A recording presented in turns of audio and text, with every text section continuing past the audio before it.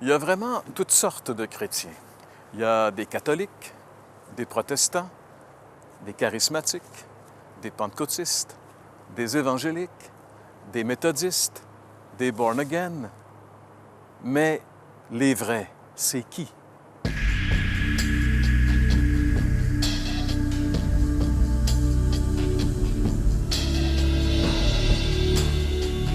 On est parfois un peu surpris lorsque on s'attarde et qu'on essaie de comprendre les différentes croyances qui existent, par exemple, ne serait-ce qu'au Canada. En 2001, il y a des statistiques qui ont été publiées et qui avaient pour but justement de brosser le portrait du Canada religieux. Et ces statistiques nous donnaient par exemple que 43,6 des Canadiens sont catholiques, 29,2 sont de religion protestante, 1,6 orthodoxes chrétiennes, 2,6 d'autres religions mais chrétiennes, 2 de la population canadienne serait de religion musulmane, 1,1 de religion juive, 1 bouddhiste, 1 hindou, 1,3 d'autres religions. Et finalement, on nous dit que 16,5 des Canadiens n'auraient aucune appartenance religieuse. Lorsqu'on considère toute cette mosaïque et tout ce que ça représente comme variété, parce que bien sûr, on parle ici de différentes religions, mais chacune d'elles a des variantes, lorsqu'on regarde cette mosaïque, on est en droit de se demander, à travers tout ça, où est la vérité? Eh bien, c'est un peu ce qu'on aimerait essayer de décortiquer avec vous aujourd'hui, à l'heure de la bonne nouvelle.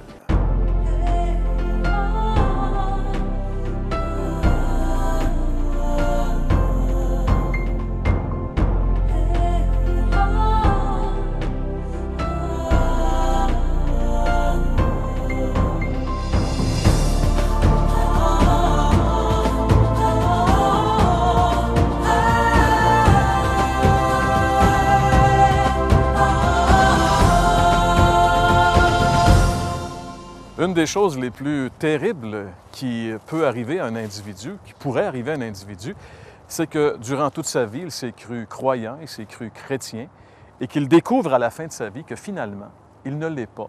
Il s'était leurré lui-même.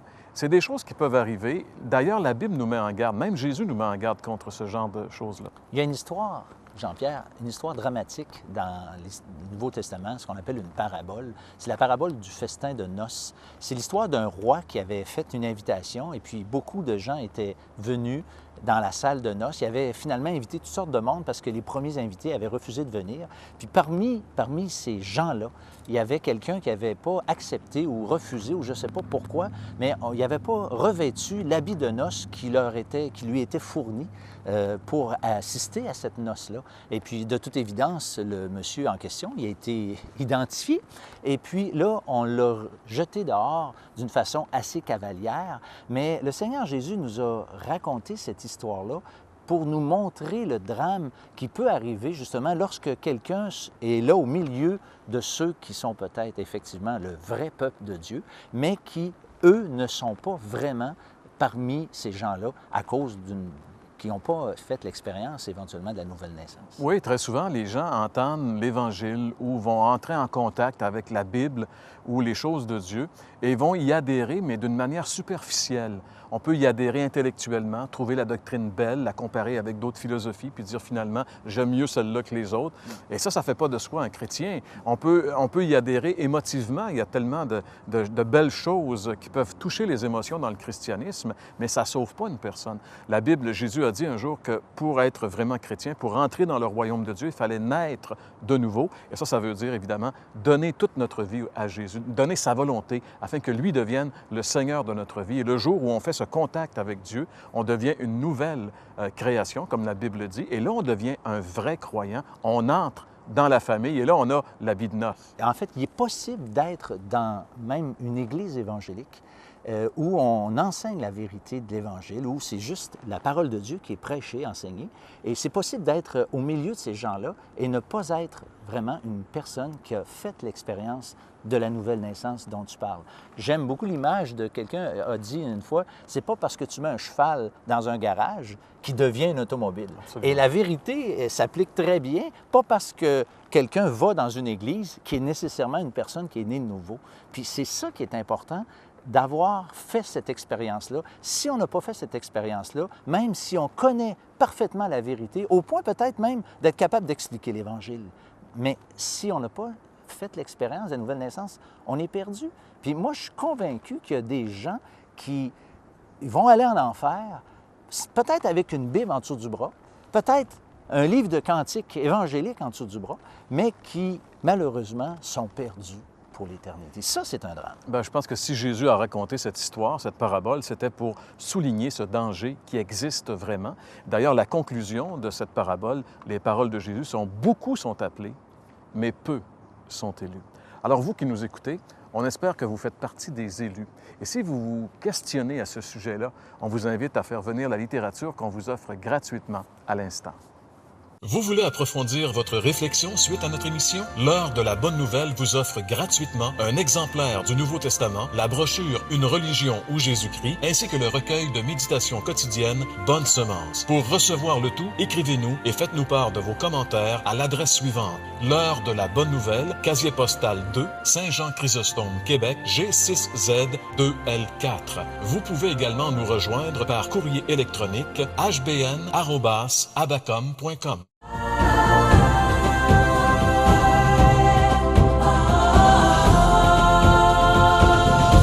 Premièrement, je dois avouer que je viens d'une famille de la région de Québec, une famille catholique, une famille qui m'a enseigné la base.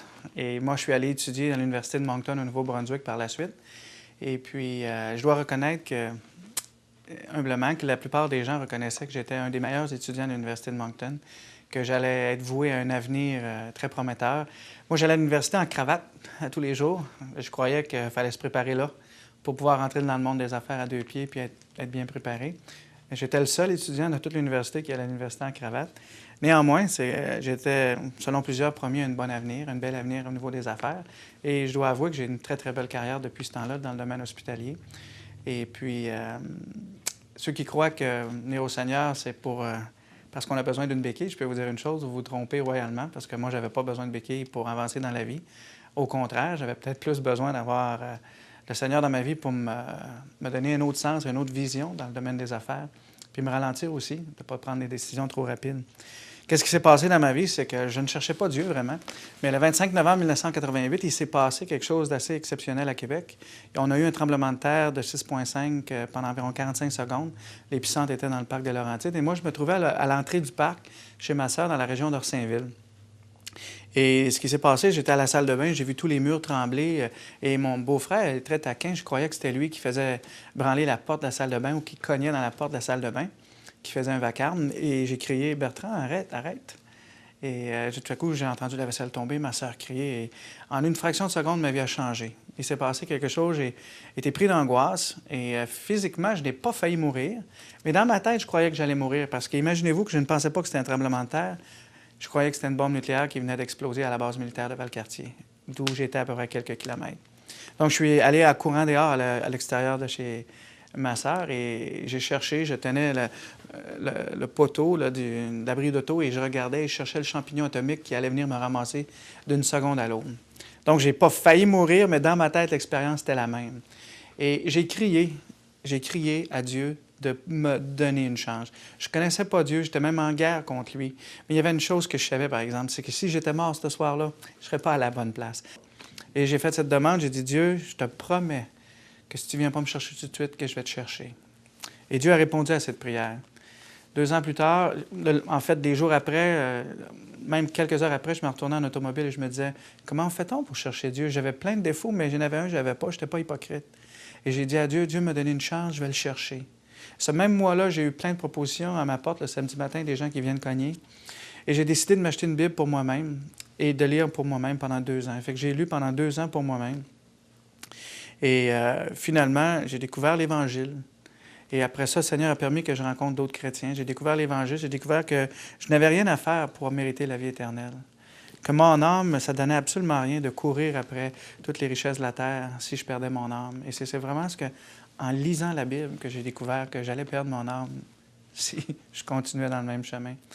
Donc, le 10 septembre 1990, 2 ans après ces événements-là, ou presque, j'ai décidé, après avoir entendu un ancien prêtre avoir donné sa vie à Christ, un ancien missionnaire des Oblats-de-Marie, ce soir-là, je suis retourné chez nous et j'ai regardé mon ami de l'époque qui est devenu ma femme. J'ai dit, ce soir, je veux vraiment que le Seigneur rentre dans ma vie. Je ne veux pas continuer à faire la même vie que je vis et de la même façon. Je veux que ma vie ait un sens. Et la parole dit que donnerait un homme en échange de son âme. Moi, j'avais absolument rien donné. J'avais besoin de recevoir. Puis mon message que j'aimerais dire aujourd'hui aux gens, c'est que pensez pas pour une minute que le Seigneur est là pour une béquille ou pour vous ralentir dans la vie. Je réussis très bien en affaires encore aujourd'hui. Je l'ai toujours réussi. J'ai toujours été dans les plus performants des compagnies américaines pour qui je travaille. Mais je le fais à la gloire de Dieu maintenant. Et il y a possibilité de le faire. L'heure de la bonne nouvelle vous invite à participer à l'un des nombreux déjeuners de l'espoir. Ces déjeuners ont lieu dans plusieurs restaurants réputés de la province et vous sont offerts gratuitement. Pour connaître les détails concernant l'endroit, la date et l'heure pour votre région, composez le numéro sans frais 1-877-537-7647. Vous pouvez également consulter le site web www.déjeuner.org.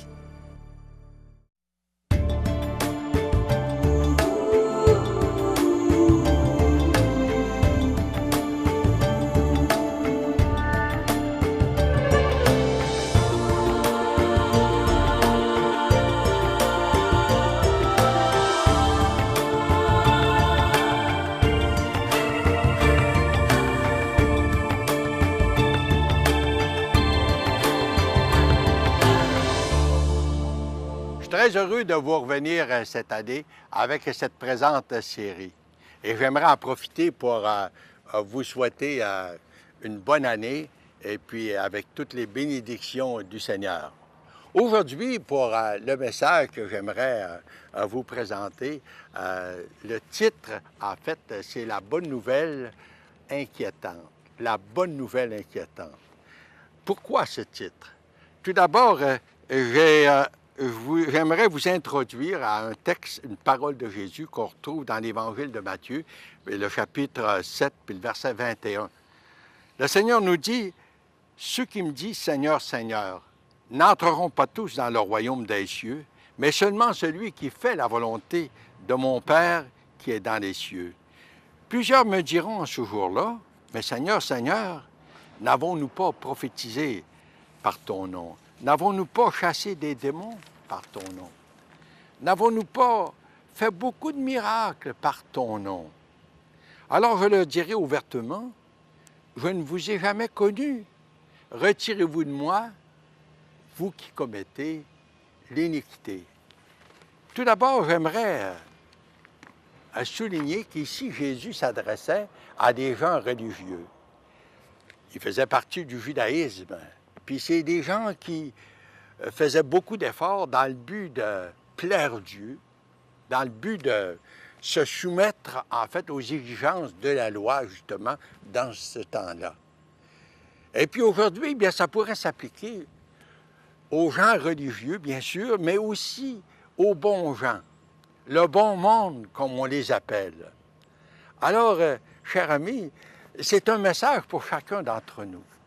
Ce n'est pas les païens qui disent « Seigneur, Seigneur, on a fait des miracles, on a prophétisé, on a chassé des démons. » On pourrait même ajouter à cette liste présentement en disant « Ben moi, je faisais partie des femmes chrétiennes dans ma municipalité. Puis on a ramassé des fonds pour aider les enfants qui avaient des besoins bien particuliers. » D'autres pourraient bien dire « Ben nous autres, on a envoyé des fonds, de l'argent aux pays sous-développés. » D'autres pourraient dire, bien, nous autres, on a fait le feu de chasteté et puis le vœu de pauvreté, justement pour aller en mission et puis dans le but de mériter ce salut que Dieu a pour chacun d'entre nous.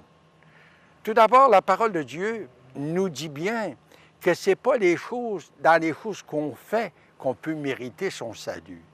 Le salut est conditionnel au plan de Dieu, pas selon notre plan à nous, pas selon le plan de notre confession religieuse, peu importe la confession religieuse à laquelle on adhère présentement.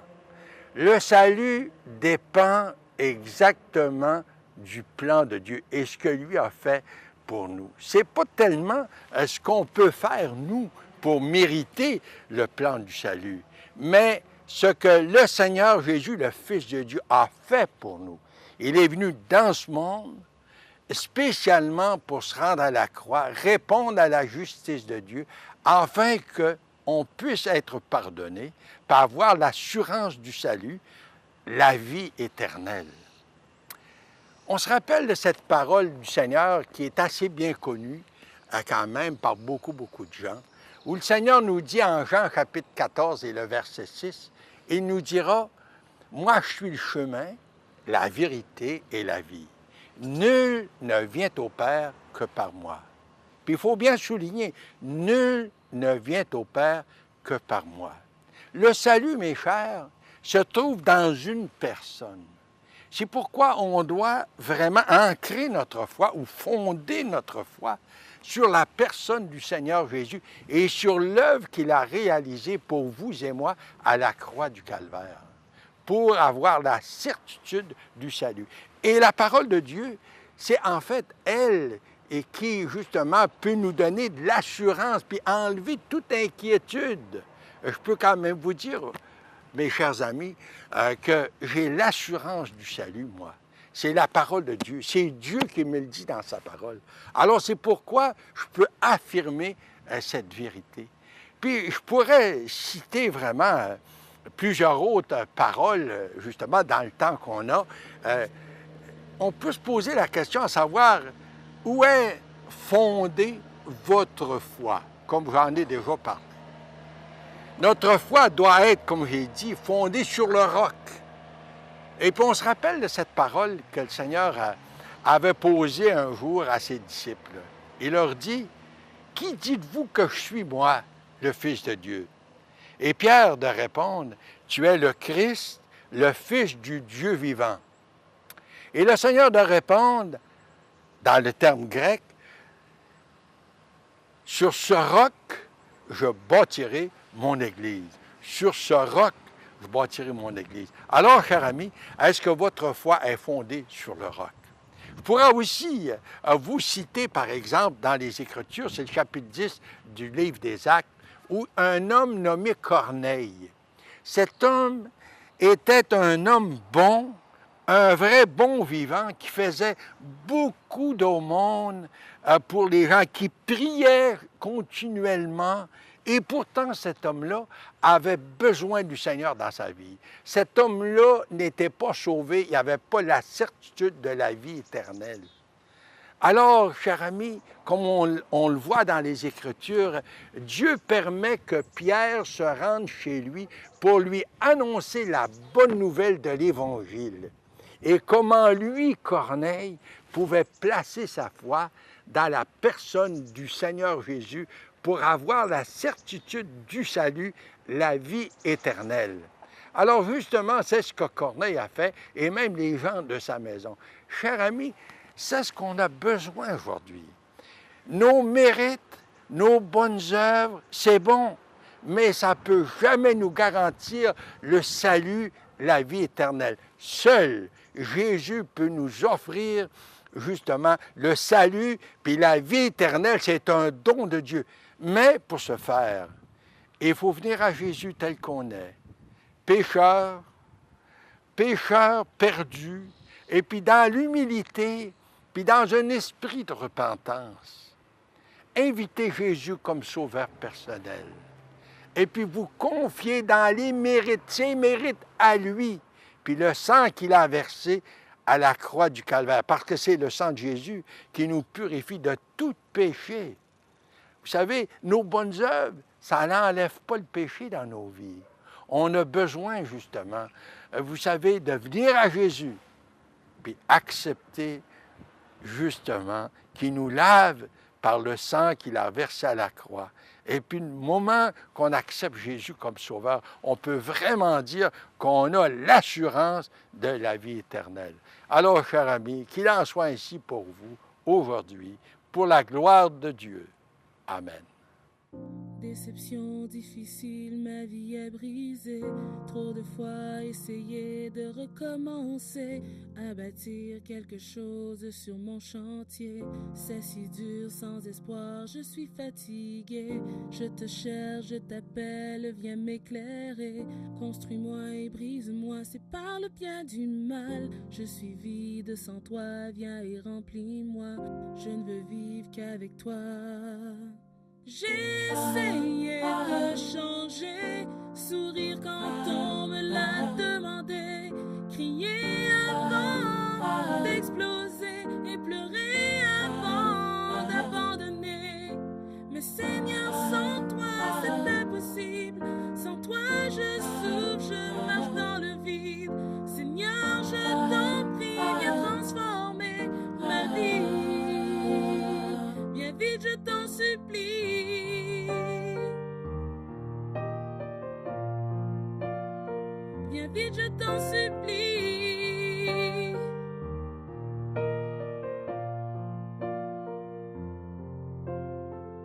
Questionnement, solitude, que s'est-il passé?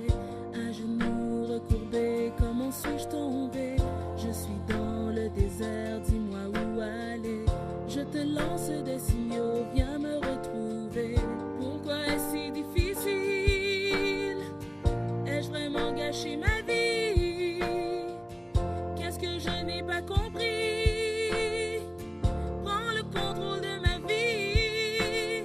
J'ai essayé de changer, sourire quand on me l'a demandé, crier avant d'exploser et pleurer avant d'abandonner. Mais Seigneur, sans toi c'est impossible, sans toi je souffre, je marche dans le vide. Seigneur, je t'en prie, viens transformer ma vie. Viens vite, je t'en supplie.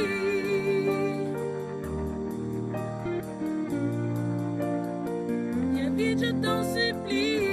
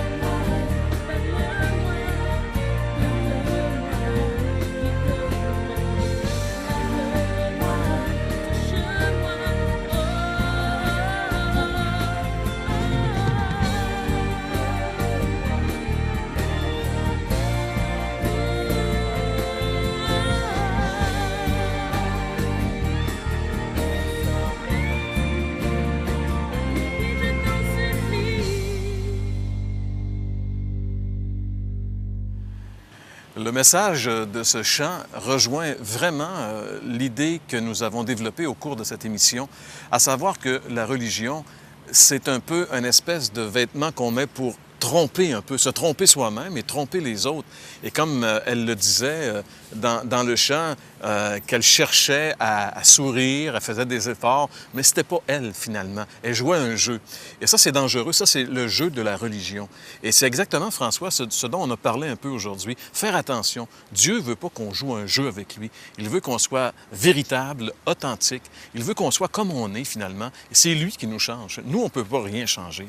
C'est quoi, Jean-Pierre, ton histoire? À un moment donné, tu m'avais raconté une histoire de quelqu'un une religion, manteau. Là. Tu te rappelles-tu un peu? Je trouvais ça bon, ça. Ah oui, c'était l'histoire de cette jeune fille qui qui avait décidé de devenir socialiste et qui était allée, en fait, elle était chrétienne, mais elle était allée dans une convention où il y avait le Parti socialiste était en train d'essayer de gagner des adeptes. C'est ça. Et puis l'orateur disait, le socialisme va mettre un manteau neuf sur l'homme, etc., etc.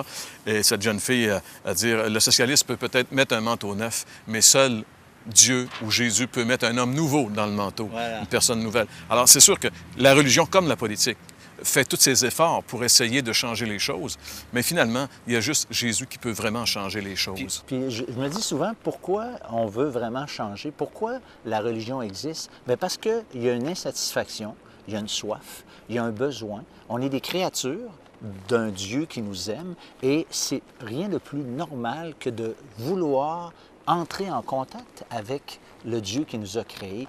Mais puisqu'on ne voit pas d'une façon évidente comment faire, bien, chacun y va de son idée, de sa façon. Et puis, pour moi, c'est clair, c'est la raison pour laquelle il y a plein de religions dans le monde. Parce qu'il y a un besoin fondamental. Et puis, ceux qui refusent ce besoin-là, bien, ils doivent se battre contre cette idée parce qu'il y a quelque chose de naturel en nous. On se lève le matin, on voit un beau lever de soleil ou un coucher de soleil. Ça se peut pas qu'il n'y ait rien. Donc, il y a comme un désir d'entrer en contact avec... La Bible dit, François, que Dieu a mis dans le cœur de l'homme la pensée de l'éternité. Et quand on connaît bien l'histoire de la Genèse, Adam a vécu des moments merveilleux avec Dieu avant la chute. Et c'est comme si c'était resté quelque part dans les gènes de l'être humain, qu'il y a quelque chose. On a été créé à l'image de Dieu pour vivre avec Dieu. Et tant et aussi longtemps qu'on n'est pas connecté avec Dieu, on ne vit pas, on existe, on subsiste finalement. Et nous, à l'heure de la bonne nouvelle, ce qu'on veut vous dire semaine après semaine, c'est justement que Jésus est la vie. Et si vous vous tournez vers lui aujourd'hui, vous le recevez comme votre sauveur, vous allez vraiment connaître c'est quoi la vie. C'est notre prière, c'est notre désir. C'est pour ça qu'on est là semaine après semaine. On espère que vous allez demeurer avec nous tout au long de cette série de l'heure de la bonne nouvelle.